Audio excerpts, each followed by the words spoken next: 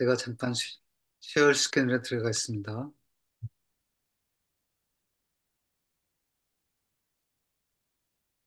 어, 저 스크린을 쉐어를 좀 할 수가 있을까요? 예, 사라조 집사님? 예, 됐습니다.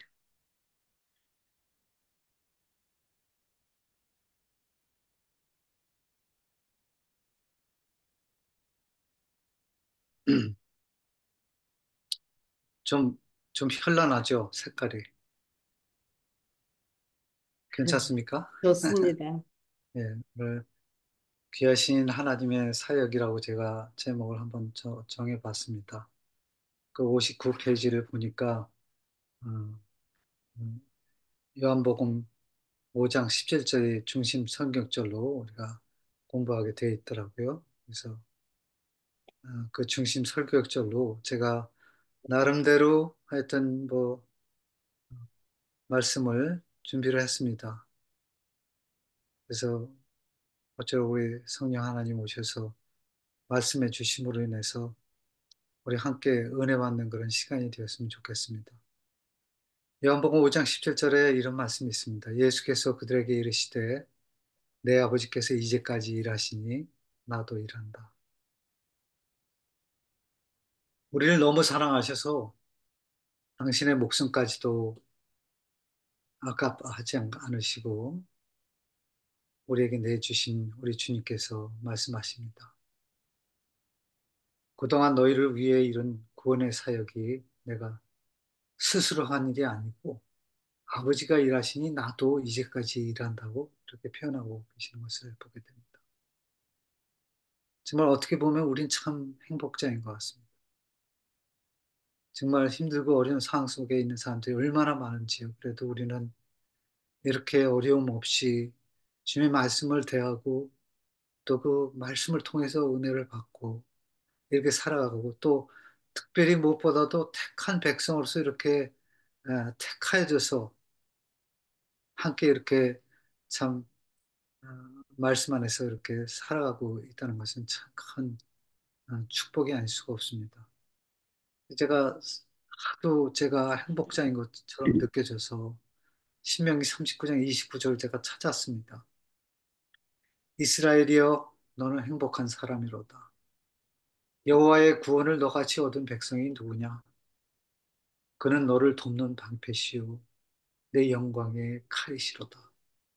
내 대적이 내게 복종하리니 내가 그들의 높은 곳을 밟으리로다. 이 놀라운 은혜와 특권이 다른 사람에게 있다는 것이 아니고 저와 여러분들의 것이라는 것을 다시 한번 우리가 말씀을 통해 확인해 보게 됩니다. 정말 태초부터 새말까지 멈춤이 없이 일하시는 하나님, 그리고 이제까지 말씀하시며 일하시며 함께 하시는 예수님의 그 귀하신 구원의 사역을 우리는 삶 속에서 정말 어떤 분은 많이 경험하고 계십니다. 늘 혼자 일하시는 줄 알았는데 알고 보니 우리 요한복음 5장을 읽어보니 정말 우리 하나님, 예수님은 하늘 아버지와 하나가 되어서 그 일을 이루고 계시는 것을 어, 통해서 제 말씀을 통해서 알아보게 됩니다. 그 사람들이 가다가 제게 그런 얘기를 해요. 자네는 어찌 그리 하는 행동이나 생김새가 자기 아버지하고 똑같냐고요. 여러분들도 아마 그런 경험 있으신 분들이 있으실 거예요. 나는 어머니와 많이 닮았다. 아버지와 닮았다. 어떻게 하는 행동까지 이렇게 똑같지? 그러신 분이 아마 있으시라고 생각이 됩니다. 제가 그래요. 그 아버지의 유전인재가 남아 있어서일까요? 아니면 살아계셔서 정말 생전에 살아오셨던 모습과 일들이 제 마음속에 그리고 제 삶 속에 나도 모르게 새겨져 있어서 그럴까요? 음, 잘 모르겠습니다. 음, 그러나 어느 날 제가 불현듯 제가 느낀 것은 내가 그분을 닮아 살아가고 있구나. 어떻게 이렇게 그분의 하신 대로 그대로 했지? 근데 참 그때 당시에는 그 아버님이 하시는 일이 참 어리석게 배웠었는데. 왜냐하면 세상 속에 사시면서도 항상 신앙의 일을 정말 놓지 않고 하셨기 때문에 그래서 참 어, 돈을 벌면은 많이 벌 텐데 우리가 다른 집보다 훨씬 더 잘 먹고 잘 살 수가 있는 일이 많을 텐데 왜 자꾸 저러실까? 그랬는데 이제 나중에 보니까 제가 또 그렇게 가더라고요. 그래서 그런 것을 보면서 참 자연스럽게 이것이 내가 바라는 길이 되었고 참 살아가고 있구나 그런 생각을 했습니다. 그런데 요즘 들어 한 걸음 더 나아가 생각해 보니까 저를 사랑하시는 예수님을 닮아가고 싶은 마음이 제 소원인 것을 그리고 제 소망인 것을 저 확인해 보게 됩니다.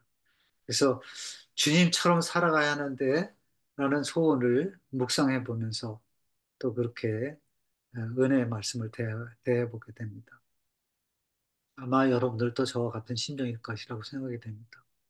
그래서 오늘 참 이 말씀 속에서 아버지의 신이 나도 일한다. 주님이 일하니 우리도 일한다. 라고 하는 그런 마음이 깊게 배어지는 그런 시간이 되었으면 좋겠습니다. 그리고 무엇보다도 이제 우리가 이 5장을 통해서 여러 가지 이제 일들을 우리가 보게 되겠는데요. 정말 어, 하나님의 그 보이지 않는 신성과 능력이 어, 정말 온 우주와 또 하나님의 백성을 통해서 이렇게 드러나지게 이렇게 일을 하시는 것을 우리가 보게 되면서 인류의 구원을 위해서 하나님께서 이토록이나 우리를 열심으로 다가와 사랑해 주시고 구원해 주시려고 하시는구나 하는 것을 생각해 보게 됩니다. 여기 보면 요한복음 5장 39절에 너희가 성경에서 영생을 얻는 줄 생각하고 성경을 상고하거니와 이 성경이 곧 내게 대하여 증거하는 것이라 이렇게 표현이 되는 것을 보게 됩니다. 그래서 우리는 이 시간에 요한복음 5장을 우리가 한번 공부하게 될 것입니다. 어떻게 보면은 우리 하나님이 하시는 일의 가장 부분적인 일뿐이 안 돼요. 하지만 그 5장을 통해서 하나님께서 이렇게 일을 하셨구나. 이렇게 일을 하시는구나 하는 것을 다시 한번 확인해 보면서 그분의 귀한 사역에 대해서 우리가 감사하는 마음을 좀 가졌으면 좋겠다는 생각을 해보게 됩니다. 이 5장에는 두 부류의 이야기가 나옵니다. 물론 이제 우리가 그것을 유념하고 보지 않으면은 조금 보이지 않을 수도 있어요. 그런데 거기 자세히 보면은 5장에는 두 부류의 이야기가 나옵니다. 한 부류는 병자들이에요. 병이 걸렸고 그 중에 가장 대표적인 인물이 38년 된 병자입니다.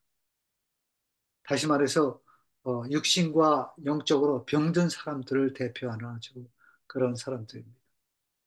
그리고 또 다른 부류는 어, 정말 어떻게 보면은 그 여기 보면은 항상 겉은 멀쩡한데 생명이 되신 주님과 그분이 하시는 일을 그 귀하신 구원의 사역을 보지 못하고 트집을 잡고 또 죽이기까지 하려고 하는 그 유대인들의 모습을 보게 됩니다. 다르게 표현하면은 영적으로 죽은 혹은 죽어가는 백성들의 모습을 그대로 보게 되는 것 같습니다.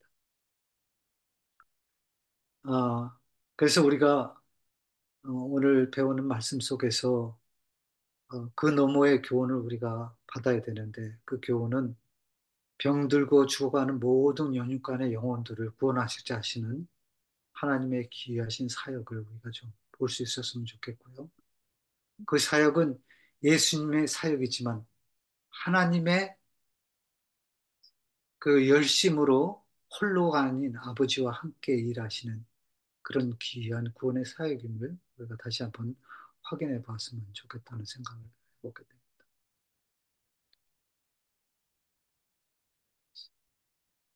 또 여기 보면은 첫 장, 5장 1절에 이렇게 시작이 됩니다. 그 후에 유대인의 명절이 있어 예수께서 예루살렘에 올라가시니라. 우리는 예, 예수님의 그 사역을 더듬어 보면은 요 그 후에라고 얘기한 것은 예수님이 그 죽어가던 한 왕의 신하의 아들을 고쳐주신 후에라고 이렇게 좀 표현하고 싶습니다. 왜냐하면 그 전장에 이렇게 기록이 되어 있기 때문에. 그래서 그 후에 이제 유대인의 명절이 있어서 이제 예루살렘에 올라가시게 됩니다. 그래서 저 한번 이 명절을 생각해 봤어요. 보통 말씀은 그렇게 어, 좀 명절에 모든 남자들은 올라가게 되어 있는 것을 우리가 말씀 속에 찾아보게 되는데요.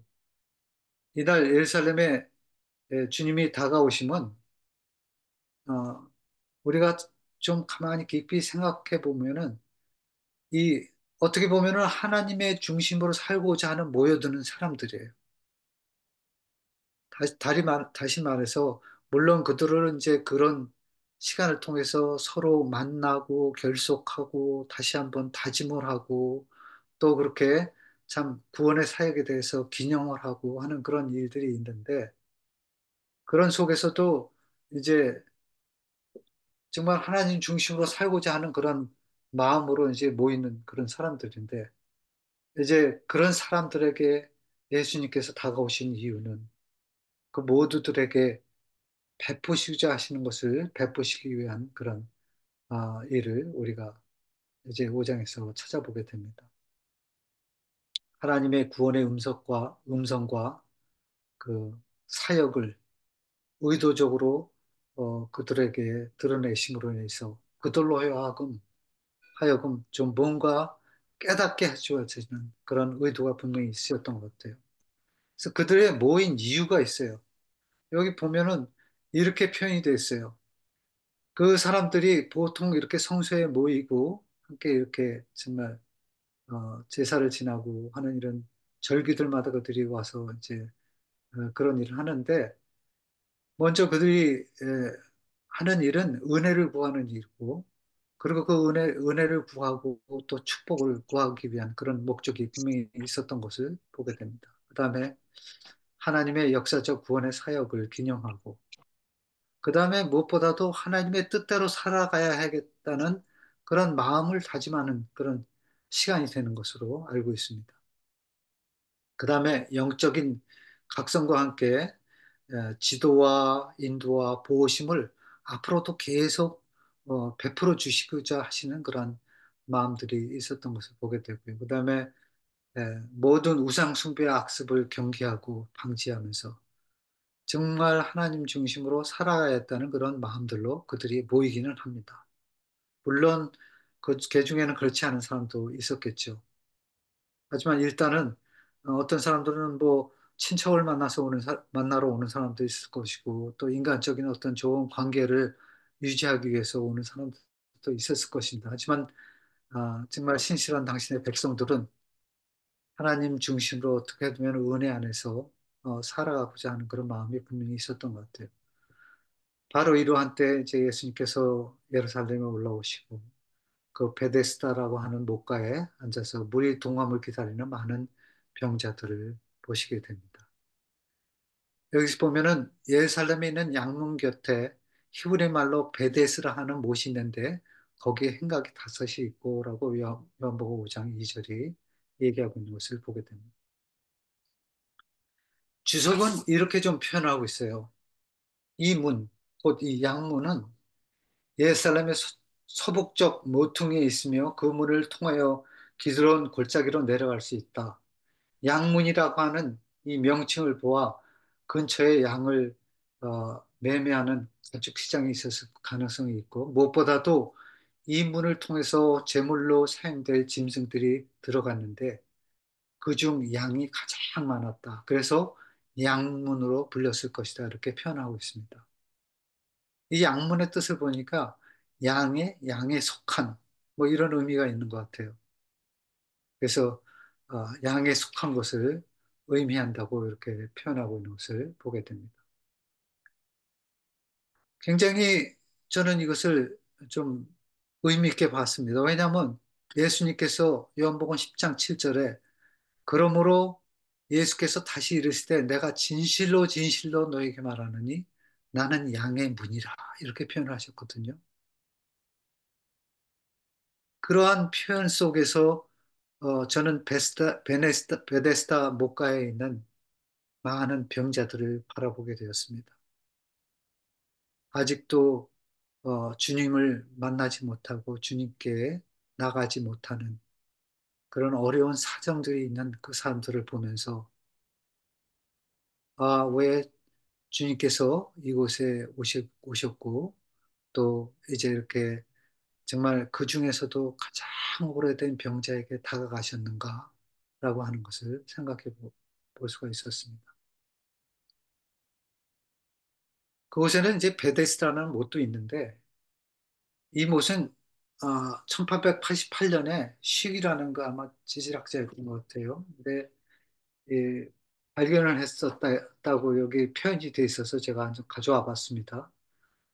그 예슬란 북서부 지역에 발굴하다가 이제 발견한 건데 아마 거기에 이 연못은 폭이 50에서 67m고 길이는 96m 정도이며 네 귀퉁이마다 하나의 행각이 있으면 나머지 하나의 행각은 중앙에 있었는데 아마도 이 못은 병 치료에 도움이 되는 간헐천이었던 것 같다. 이렇게 표현하고 있는 것을 가져와 봤습니다. 하여튼 그곳에 양문 바로 곁에 그 곁에 이 이렇게 많은 병자들, 즉 영육간에 병들고 죽어가는 백성들로 들여져 있었던 것을 보게 됩니다. 그래서 이 생명의 문, 구원의 문이 이제 바로 그들 앞에 구원자로 나타나게 되시는 것을 다시 한번 우리가 생각해 보게 됩니다.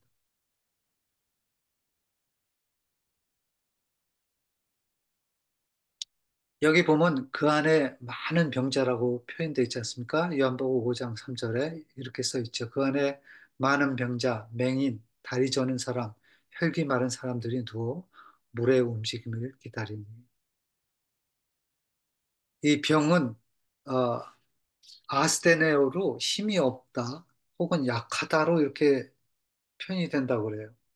그래서 제가 그 주석을 또 찾아봤습니다.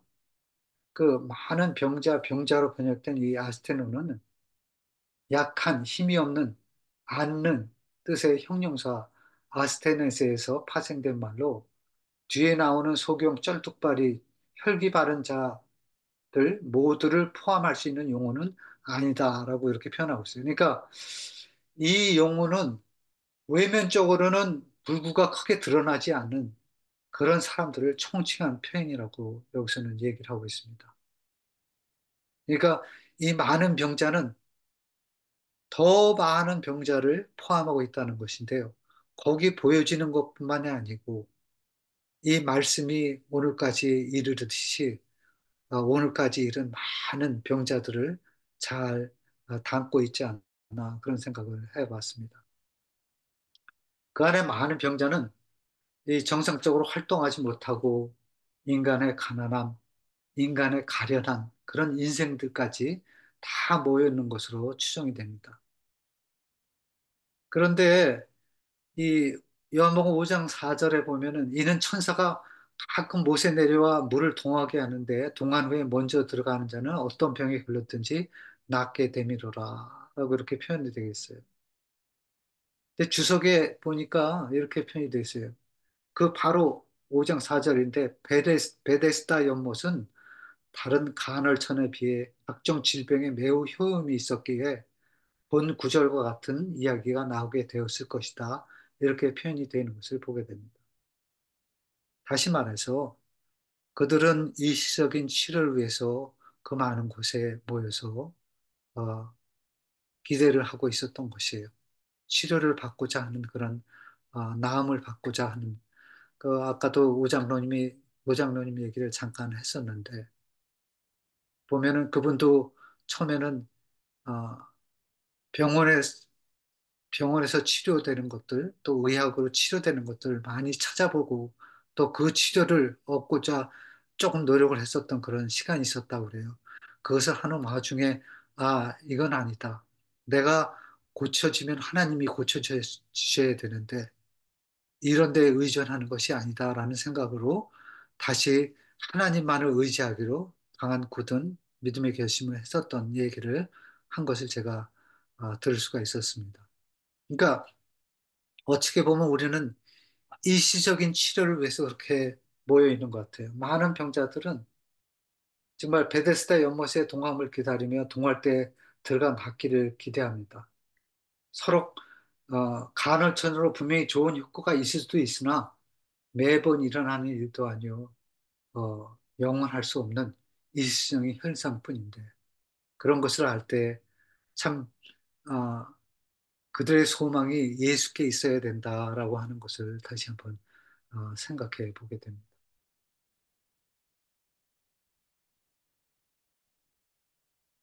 거기에 38년 된 병자가 있더라. 예수께서 그 누운 곳을 보시고 병이 벌써 오랜 줄 아시고 이르시되 내가 낫고자 하느냐?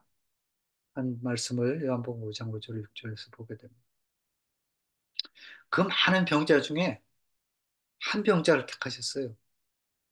그리고 그것도 아주 오래되고 그리고 가장 낫기를 소원했던 38년 된 병자에게 다가가시는 예수님을 보게 됩니다. 그때 예수께서는 그의 간절함을 아셨는지 그 병자에게 말을 건네십니다. 내가 낫고자 하느냐? 예수님의 구원의 사역은 광범위하여 온 인류를 향하신 사역을 펼쳐나가고 계신 것을 우리가 잘 압니다. 하지만 여러 가지 병자들을 고치는 사역의 존재에는 많은 경우에는 그런 것 같아요. 예수님께서는 정말 간절함으로 낫고자 하는 자에게 다가가는 것을 보게 됩니다. 그래서 어, 정말 힘들고 어려울 때 예수님께서는 다가가시게 되고 그 다음에 우선권을 베풀어 주시는 것을 가끔 보게 됩니다. 바로 이 38년 된 병자가 어, 그 일에 이제 그것을 잘 말해주고 있는 듯 싶습니다. 정말 그는 가장 오래되고 너무 마르고 허약해서 누워있는 그는 오랜 날 낫고자 하는 마음으로 물이 동하기를 기다렸던 것 같아요. 그것을 잘 아시는 예수님은 그게 그에게 내가 낫고자 하느냐, 내가 낫고자 하느냐 이렇게 표현하신 것을 보게 됩니다. 물론 우리는 여기서 병자가 대답하여 주여 물이 동할 때 나를 못에 넣어줄 사람이 있어 내가 하는 동안 다른 사람이 먼저 내려가나이다 이렇게 표현한 것을 보게 됩니다. 그때 예수님께서는 일어나 내 자리를 들고 걸어가라 하십니다. 그리고 그 사람은 곧 나아서 자리를 들고 걸어가는데 곧 나아서 걸어가게 되는 것을 우리가 보게 됩니다. 우리가 여기서 38년 된 병자의 그 이야기를 다시 한번 좀 생각해 보면 좋겠습니다. 이 병자는 사실은 고침을 받았어요. 예수님께서 고쳐서 정말 그것을 곧바로 정말 아무런 의심 없이 믿고 그 말씀을 믿고 일어나 고침을 받는 것을 우리가 그 장면을 보게 됩니다. 이 고침을 받은 사람은 그런데 안타깝게도 자기를 고친 사람이 누군지를 몰랐던 거예요. 처음에는. 그래서 요한복음 5장 13절에 그렇게 표현이 되어 있습니다. 고침을 받은 사람이 그가 누구인지 알지 못하니 이는 거기 사람이 많으므로 예수께서 이미 피하셨습니다. 이렇게 표현되면서 예수님께서 아마 그때 유대인들에 대한 어떤 어려움이 있으셨던 것 같아요. 그래서 고쳐마자 이제 피하신 것 같아요. 그래서 그런지 이 환자는 그가 누구인지를 모른 채로 그 말씀에 의지해서 그가 일어났던 것을 여기서 보게 됩니다. 그래서 여기서 우리는 그 듣지도 못하고 말씀 자체를 믿고 순종하며 살아 역사 대신 귀하신 그 말씀의 사역을 여기서 보게 됩니다. 그대로 혜택을 얻을 수 있다는 것을 우리도 다시 한번 상기해 보게 되고요. 그 일어나 내 자리를 들고 걸어가라 하신 말씀이 그대로 믿고 순응할 때 이루어진 것을 보고 또 말씀의 권능과 효력이 그대로 적용되었던 것을 여기서 보게 됩니다.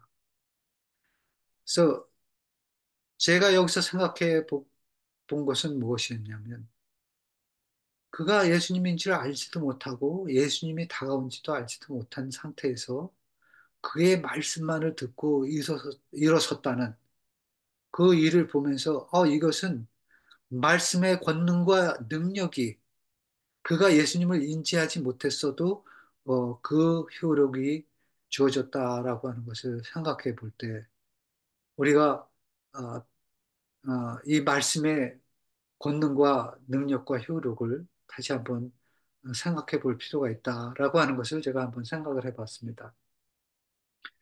이 사도행전 아멘. 3장에 보면은 성전 미문에 있던 안진뱅이를 베드로가 고치는 이야기가 나옵니다. 베드로는 그 안진뱅이에게 이렇게 말합니다. 은과 금은 내가 얻거니와 내게 있는 것을 내게 주노니 나사렛 예수 그리스도의 이름으로 걸으라 하고 그 믿음으로 선포된 말씀은 여전히 그 생명의 역할을 하고 있는 것을 보게 됩니다.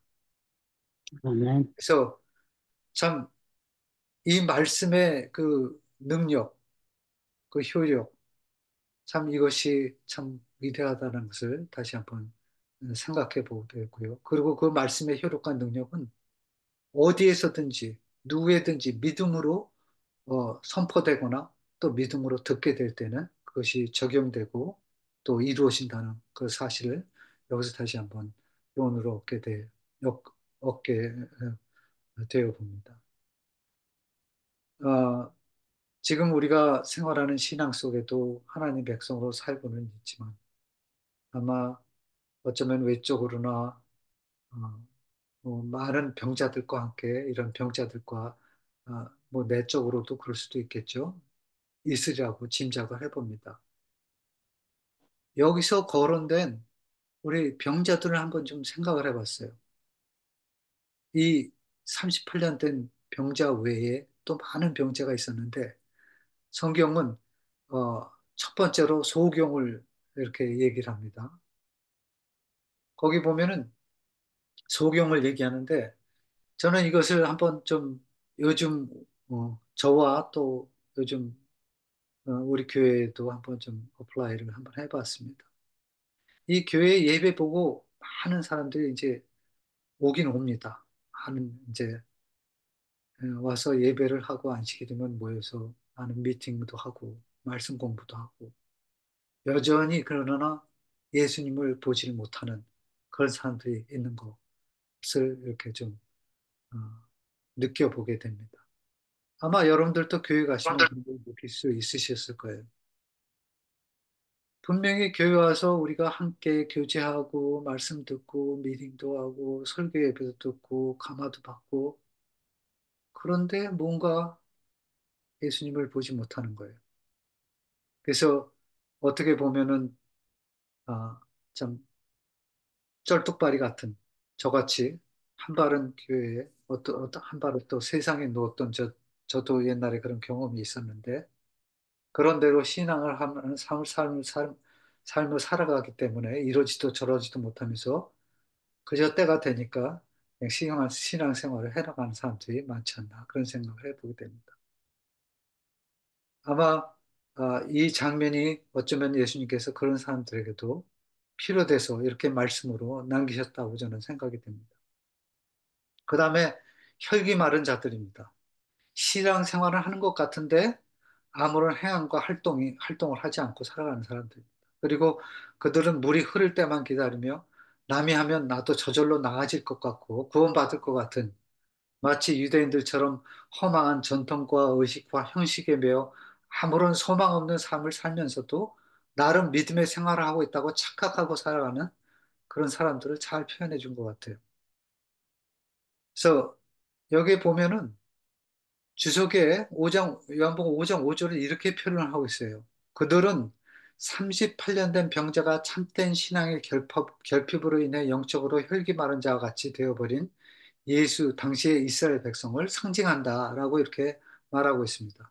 그러니까 이런 병자들은 바로 상징적인 것이에요. 그러니까 그래서 참 음, 영적으로나 육적으로 병든 자들을 잘 표현해 주시고 있다 이렇게 표현이 되고요. 이제 예수님은 그들에게 이렇게 표현합니다.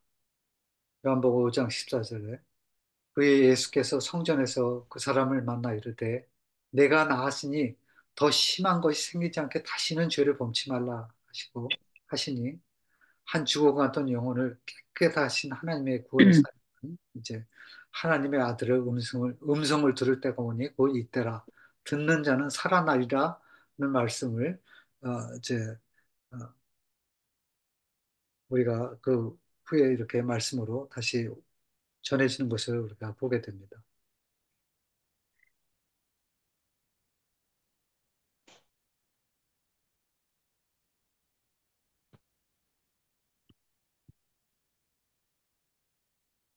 여기 사도행전 3장 6절은 제가 좀 했고 이거 넘겼어야 되는데 제가 넘기지를 못했습니다. 근데 여기 보니까 어, 이런 말씀이 있죠. 요한복음 5장 25절에 진실로 진실로 너에게 이르노니 죽은 자들이 하나님의 아들의 음성을 들 때가 오나니 곧 있더라. 듣는 자는 살아나리라. 아까 말씀드린 대로 정말 우리 하나님의 말씀은 혹 정말 예수님이 다가온 것을 느끼지 못했어도 그 말씀을 듣고 나음을 입은 그 병자를 생각해 보면서 참 그런 생각을 하게 됩니다. 그 말씀의 능력과 효력이 얼마나 크고 놀라운지를 다시 한번 생각해 보게 되는데요.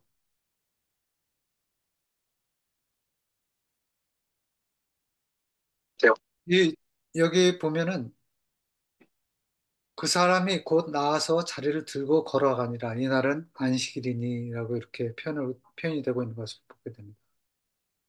이 병자는 조금도 망설임 없이 그가 누구인지는 몰랐지만 그 말씀에 순종해서 나왔고 이제 그분이 하신 모든 일은 이제 아, 얼마나 큰 교훈으로 우리에게 다가왔는지 우리가 알게 됩니다. 그래서 제가 여기서 한번 생각을 해봤어요. 이 정말 예수님이 어떻게 우리에게 다가오셨고 어떻게 우리에게 은혜를 베푸시고 계신지 그것이 우리 병자들에게 어떻게 큰 혜택으로 어, 효력으로 우리에게 얻어지게 되는지라는 것을 다시 한번 생각을 해보면서 한번 그분의 과정을 자세히 한번 좀 염두에 두고 생각을 해봤습니다. 근데 첫 번째 그분이 하신 일이 일단은 찾아오시는 일이에요. 그래서 이 세상에 죄에 매여 살며 죽어가는 그 영혼이 얼마나 아프고 병들고 힘들었는지를 잘 아시고 영적으로 육적으로 병들어 살아가는 그 백성들을 고쳐주시기 위하여서 먼 시간을 조금도 마다 않으시고 찾아와 주시는 그리고 말씀해 주시는 그 일을 다시 한번 생각해 보게 됩니다. 제가 그 말씀을 자세히 보니까 요한복음 5장 5절 6절에 이런 말씀이 있어요. 거기 38년 된 병자가 있더라.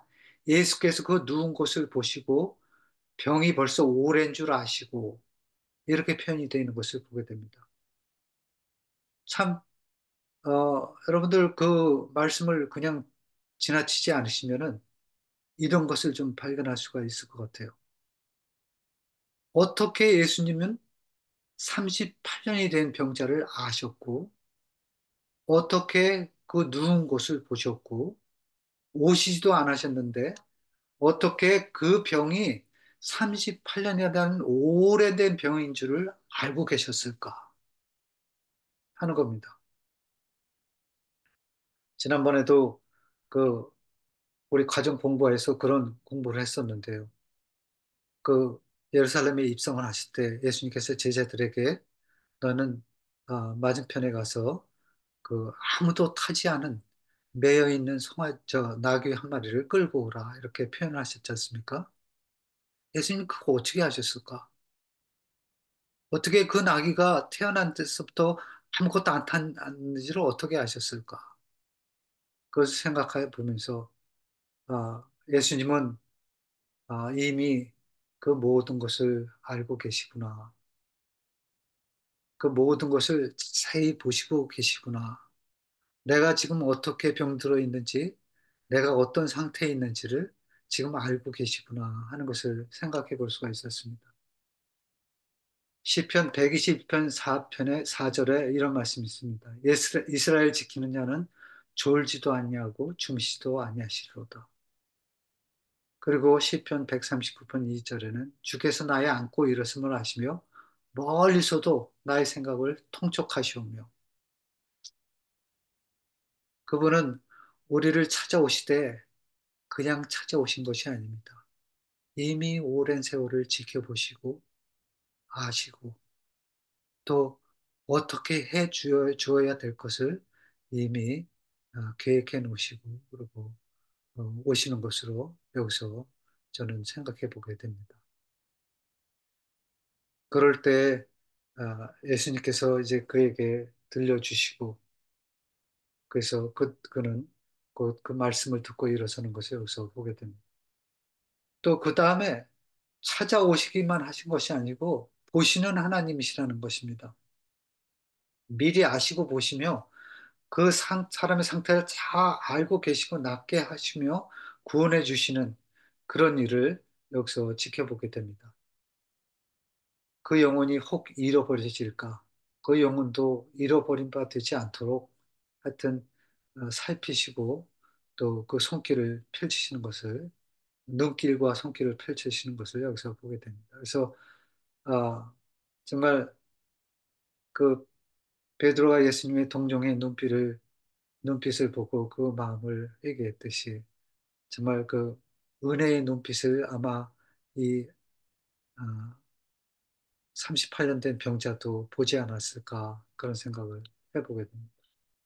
여튼 우리 하나님은 찾아오시고 보시는 하나님이시고 또 여쭈어 주시는 하나님이십니다. 아무리 누워있고 간절했더라도 상대를 배려해 주시는 것을 보게 됩니다. 그 배를 해 주시면서 내가 낫고자 하느냐라고 여쭤봐 주시는 것을 여기서 보게 됩니다. 어, 그 사람의 의도와 선택을 그렇게 정말 우선시해 주시는 예수님의 그 사랑과 자비를 다시 한번 여기서 보게 되고요. 그 다음에 이제 말씀하시는 하나님을 그 다음에 보게 됩니다. 그 주님의 입에서 발하는 그 말씀, 정말 창조주 하나님의 권능이 발하여지는 그 말씀을 우리 한번 다시 여기서 보게 됩니다. 그래서 어, 그 무에서 유를 창조하시는 말씀이 불가능을 가능케 하고 또 이렇게 38년 된 병자를 일으키시고 또 그것뿐만이 아니고 죽은 자의 생명까지도 내어주시는 그런 일을 여기서 보게 됩니다. 그래서 그 사람은 곧 나와서 자리를 잃고 들고 걸어가는 것을 여기서 보게 됩니다. 그런데 하필 그날은 안식일이에요. 그래서 그 안식일로 인해서 이제 유대인들이 트집을 잡기 시작하는 것을 보게 됩니다. 그래서 여기서 어, 우리는 두 가지를 보게 됩니다. 하나님께서 이 안식일을 통해서 특별히 이렇게 이 일을 하시고 계시고 또 이 일을 어, 아버지께서 하시니 내가 하신다고 하시면서 이루고 계시는 것을 보게 됩니다. 그래서 굉장히 창조의 기념 안식일이 얼마나 중요한가라는 것을 한번 생각해 보게 됩니다. 우리가 간과하지 말아야 될 것이 바로 그건 것 같아요. 정말 이 안식일이 우리에게 거룩한 안식일이요 복된 안식일이기도 하지만 정말 우리를 회복시키는 안식일이기도 하구나 하는 것을 다시 한번 생각해 보게 됩니다. 그런데 이 유대인들은 그날을 이제 취집을 잡고 자꾸 이제 예수님에게 이제 어, 이런저런 취집을 찾고 있는 것을 보게 됩니다.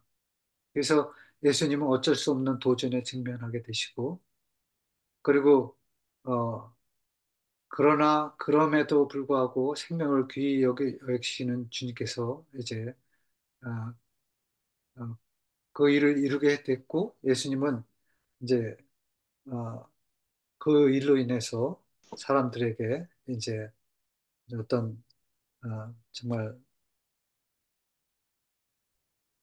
원치 않은 일들을 이제 당하시게 되시는 것을 여기서 보게 됩니다. 여기 이런 주석이 이런 말씀이 있으세요. 어거스틴은 유대인들은 치유의 기적으로부터 밝히 알게 되는 참 생명의 빛을 추구하기보다는 안식일의 형식적 준수로부터 발생되는 악의 모든 어두움을 오히려 즐겨 찾고 있다고 설명하였다. 이렇게 표현하고 있는 것을 보게 됩니다. 그러니까 그들은 정말 봐야 할 분을 보지 않고 들어야 할 말씀을 듣지 않고 오히려 그들은 이런 어, 정말 어두움을 오히려 즐겨 찾고 있다고 표현된 대로 어, 있는 것을 보게 됩니다.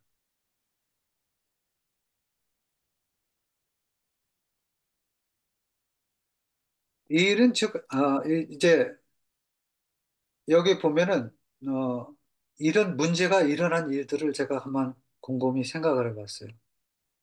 왜 이런 문제가 일어났을까? 왜 유대인들은 왜 예수님을 그렇게 바라보고 트니만 찾고 그렇게 정말 그를 해하려고만 하였을까 하는 생각을 해보면서 어, 그것을 생각해 볼 때 이런 저 일을 말씀 속에서도 찾아볼 수가 있었습니다. 먼저 그들은 선입견을 가지고 보므로 어, 예수님이 참 메시아인 줄을 그들이 보지 못한 것이에요. 그러니까 예수님을 보고 있으면서도 예수님을 보지 못한. 그리고 예수님을 통해 주시는 하나님의 그 아버지의 일을 보고도 이제 보지 못하고 하나님 일과 사람의 일을 구별하지 못했던 것을 다시 한번 생각해 보게 됩니다. 그다음에 예수님께서 곁에 계심에도 알지 못하였고 아버지의 이름으로 왔고만 아무도 믿지를 않았다는 것입니다. 그래서 37절에는 요한복음 5장 37절에는 이런 말씀이 있어요. 너희는 아무 때에도 그 음성을 듣지 못하였고 다시 말해서 그들은 그 음성을 들으면서도 듣지 못하였다는 것입니다. 그리고 그 형용을 보지 못하였다고 이렇게 표현하고 있습니다. 그러니까 그 모습을 바로 보고 있으면서도 보지를 못했던 거예요. 그 다음에 40절에 보면은 영생을 얻기 위하여 내게 오기를 원하지 아니하는도다. 그러니까 그들이 예수께 오기를 원하지 않고 있는 그 아주 그런 마음 자체도 이렇게 갖고 있는 것을 보게 됩니다. 그다음에 42절에 보면 하나님을 사랑하는 것이 너희 속에 없다라고 하면서 그들 속에는 하나님이 사랑하는 일이 없는 것을 또 보게 됩니다. 그래서 43절에는 또 이렇게 표현이 되는데요. 내 아버지의 이름으로 왔으면 너희가 영접지 아니하니. 그러니까 영접도 하지 아니하고 너희가 서로 영광을 취하고 유일하신 하나님께로부터 오는 영광은 구하지 아니하니 어찌 나를 믿을 수 있느냐 이렇게 표현하고 계신 것을 보게 됩니다. 그들은 어, 정말 너무 오해를 해도 크게 오해를 했던 것을 여기서 보게 됩니다. 그래서 어, 이 일은 하나님 아버지가 하시는 일이고 바로 안식의 주인이 하는 일이며 무엇보다도 생명을 구하자 아버지께서 하시는 일인데 그들은 그대로 받아들이지도 못하고 그대로 보지도 못하고 되도 믿지도 못하는 그런 상황이었던 것을 보게 됩니다. 다르게 표현을 하면은 멀쩡하게 살아있지만 그들은 살아있다고 볼 수가 없는 죽었거나 혹은 죽어가는 그런 인생들이 있지 않나 그런 생각을 해보게 됩니다. 그래서 어, 여기 보면은 이런 말씀이 있습니다. 그리스도의 지상생의 모든 행동에는 현명한 목적이 밑받침이 되어 있었다. 그분이 하신 모든 일은 그 일 자체와 그 교훈이 다 중요했다. 예수께서는 그 목가에서 고통당하는 자들 가운데서 당신의 치유력을 행사하기 위하여 최악의 상황 가운데 있는 사람을 택하시고 그에게 이루어진 큰 역사를 공표하기 위하여 그의 자리를 들고 시가지를 통과해 가라고 하셨다. 그렇게 하면 안식일에 그 일을 하는 것을 합당하냐는 질문이 일어나게 될 것이므로 예수께서 주의 날에 관한 유대인들의 금령을 책망하고 그들의 유전들이 무용하다고 선언하실 길이 열릴 것이었다. 그러니까 예수님께서 이렇게 하신 일들은 바로 그 주의 날에 관한 유대인들의 그 금령들, 자기들이 하지 말라고 하는 그런 일들을 오히려 책망하시기 위한 그런 목적이 있으셨다는 것을 여기서 얘기해 주시고 있는 것을 영감이 그래서 보게 됩니다. 이게 디자이어 오브 에이지인데요. 예, 그, 그들의 유전들이 무용하다고 전혀 그것이 정말 유용한 것들이 아니고 무용한 것들이라는 것을 선호하시 그런 길을 위해서 이러한 상황이 벌어지게 하셨다라고 하는 것을 여기서 보게 됩니다. 다시 말해서 어, 병든 자들뿐만이 아니고 죽어가는 자들에게도 왜 너희들이 죽어가는지 그것을 알게 하셔서 그들도 삶의 길을 얻게 하시고자 하시는 그런 의도가 있었다는 것을 보게 됩니다. 제가 몇 시까지 해야 되나요? 죄송합니다. 8시 26분인데 혹시 몇 시까지 해야 아, 되는지, 네? 더 하셔도 돼요. 예, 한 15분 더 하셔도 돼요. 그래요. 이, 이 일의 그 율법들을 보면은 참 지키지 못할 것도 많아요. 어떻게 보면. 뭐 이렇게 유전적으로 하여튼 뭐, 관습적으로 이런 것들을 지켜왔었을 텐데, 보면은, 아, 그 율법의 수가 참 많은 것 같아요. 보면은 이런 조항도 있더라고요. 제가, 아, 1번부터 39가지가 그 안식일의 금령이 있는데, 안식일에 하지 말아야 될 그런 금령들이 있는데, 그걸 보니까 조레아라고 씨 뿌리기, 씨앗 심기, 씨 뿌리기, 물 주기도 금지되었다고 그래요. 그리고 39번을 봐서 처음 것과 마지막 것만 봤습니다. 그러니까 호자흐라고 이렇게 표현이 되어 있는데, 운반하기. 그러니까 안식일의 개인 영역에서 공공 영역 혹은 반대 방향으로 물건을 옮기는 그런 운반하는 것을 하지 못하게 하고 던지기, 밀기 등을 금지한다고 이렇게 표현이 되어 있어요. 그래서 특별히 공공 영역의 한 장소에서 대략 2미터 이상 그 물건을 움직이면 안 된다 이렇게 표현하고 있는 것을 보게 됩니다. 참 그래서 안식일에 이제 자리를 들고 걸어가는 것에 대해서 이들이 이제 걸고 넘어지는 것 같아요. 그 일을 보면서, 그러나 예수님께서는, 아, 그날은 그런 것을 지키는 날이 아니라 정말 한 생명이 참된 회복과 치유가 그리고 생명이 부여되는 복된 날이다라고 하는 것을 그들에게 보여주기 위한 그러한 것을 우리가 다시 한번 생각해 보게 됩니다. 그래서 어, 참 그들은 엉뚱한 것을 지키면서 참된 의미를 정말 잃어버린 그런 상황인 것을 여기서 보게 됩니다. 정말 우리가 이 안식일을 생각할 때 안식일은 거룩한 날이라는 것을 우리가 잘 압니다. 어떻게 보면은 저나 여러분이나 그런 거룩한 시간을 통해서 하나님께서 이렇게 늘 우리를 품어주시지 않나 그런 생각을 해보게 됩니다. 이 누구든 이 믿음으로 구원을 받거나 받지 못한 자들을 쉼과 안식으로 인도하시고자 하시는 하나님의 깊으신 뜻이 거기에 있다고 저는 생각을 합니다. 이 공간으로 누구든지 포옹해 주시는 이 거룩한 시간입니다. 그것은 예외가 없습니다. 정말 이런 시간을 통해서 하나님의 자비와 긍휼이 얼마나 크고 넓은지를 알게 하시려 하시는 그런 의도도 분명히 있으신 것 같습니다. 그래서 참 우리 예수님은 이렇게 표현을 합니다. 바로 안식일의 주인이신 바로 그 주님은 우리에게 그렇게 얘기를 하죠. 수고하고 무거운 짐자들아 다 내게 오라. 내가 너희를 쉬게 하리라. 마태복음 11장 28절에서 하시는 말씀인데요. 그래서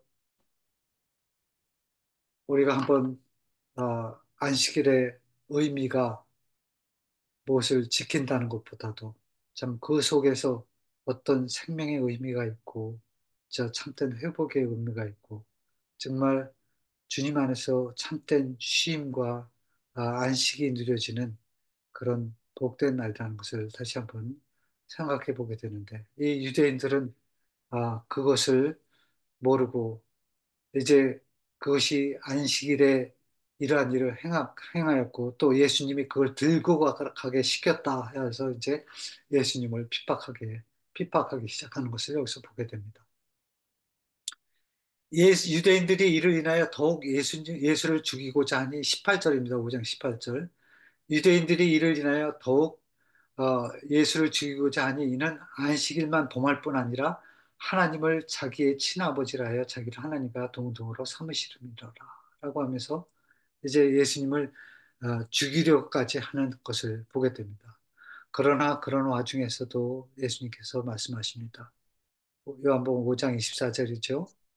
내가 진실로 진실로 너에게 이르노니 내 말을 듣고 또 나 보내신 이를 믿는 자는 영생을 얻었고 심판에 이르지 아니하나니 사망에서 생명으로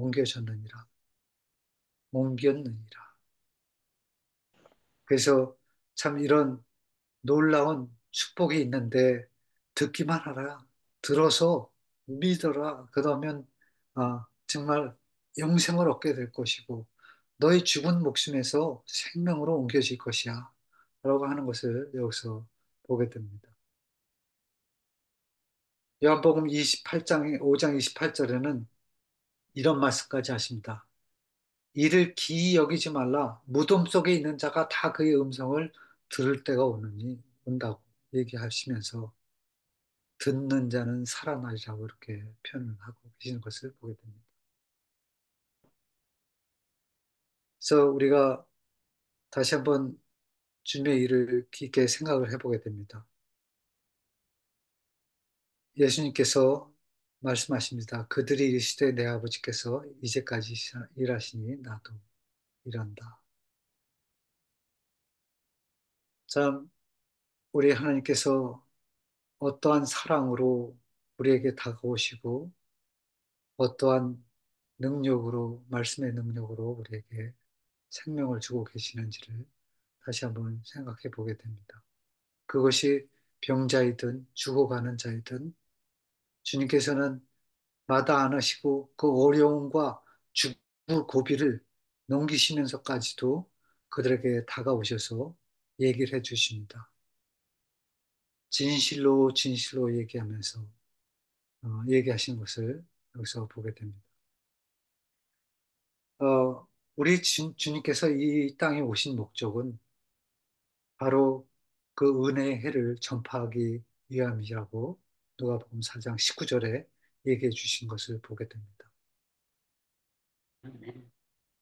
정말 아, 이런 제가 저거를 한번 찾아봤어요. 이 우주 속에 보면은 하루의 별이 너무너무 많지 않습니까? 그런데 제가 한 그 기록에서 제가 지금 가져왔는데 하루의 별이 약 252개가 사라진대요. 죽어간다는 것이죠. 근데 비슷한 양이 또 새로 만들어진대요. 그래서 새롭게 이렇게 탄생이 된다는 것을 얘기하는 것을 제가 볼 수가 있었습니다. 여기 보면은 죽은 과정은 새로운 원소를 생성하고 별과 행성이 형성될 수 있는 재료를 제공한다고 합니다. 그래서 참 이러한 것들이 반복됨으로 해서 사라졌던 죽어갔던 별들이 다시 살아나는 것을 우리가 보게 되는데요. 우리 인체도 마찬가지라고 그래요. 우리 인체도 매일 수많은 세포들이 생성되고 사멸한다고 합니다.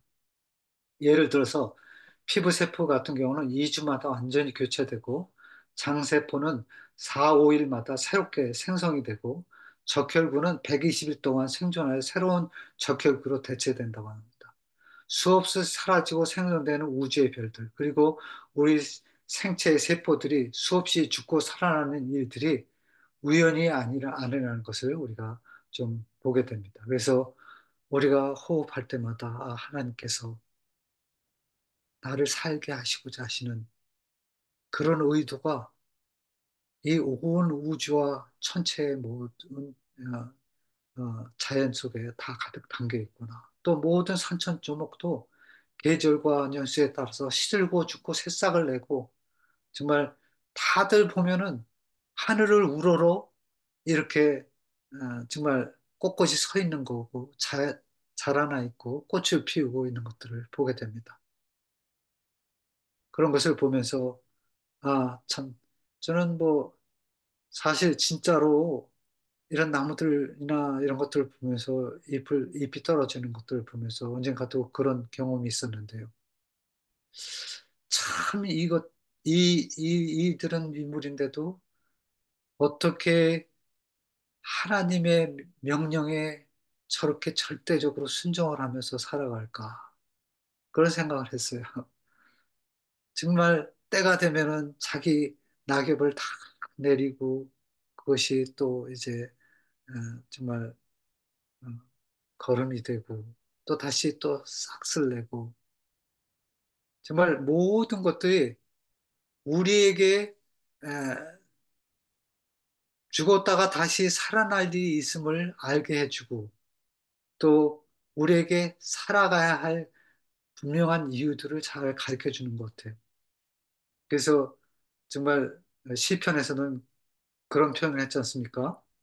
시편 19편에는 해는 그 방에서 나오는 신랑과 같고 그 길을 달려가기 기뻐하는 장사 같아서 하늘 이 끝에서 나와서 하늘 저 끝까지 운행하며 그 옹이가 피하여 숨은 자 없도다 라고 얘기하면서 그 예수님께서 이 땅에 오셔서 참 어떠한 사역을 이루시고 아버지와 함께 어떠한 사역을 이루시고 어떠한 은혜를 우리에게 누리게 해주셔서 피할 길 없이 이렇게 해주셨던 것을 해로 잘 이렇게 표현해 주셨던 것을 우리가 보게 됩니다. 그런 것을 볼 때 참 이 귀하신 사역은 정말 아, 그 어떤 부분적인 것이 아니고 천체적으로 우리를 향하여 살게 하시고 구원하시지 하시는 하나님의 의도가 듬뿍듬뿍 담겨져 있구나 하는 것을 생각해 보게 됩니다.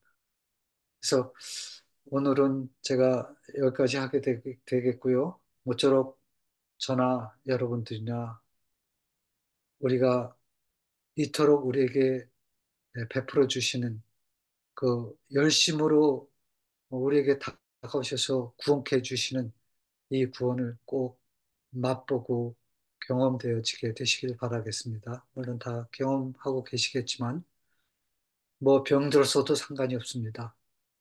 또 내가 영적으로 매우 지쳐 있어도 상관이 없습니다. 또 내가 혹시 영적으로 완전히 죽어 있었다고 해도 상관이 없어요. 하나님의 말씀을 듣는 귀가 있으면 됩니다. 또 어, 정말 그분의 말씀을 통해서 주시는 그 느낌만 있어도 될 것 같아요.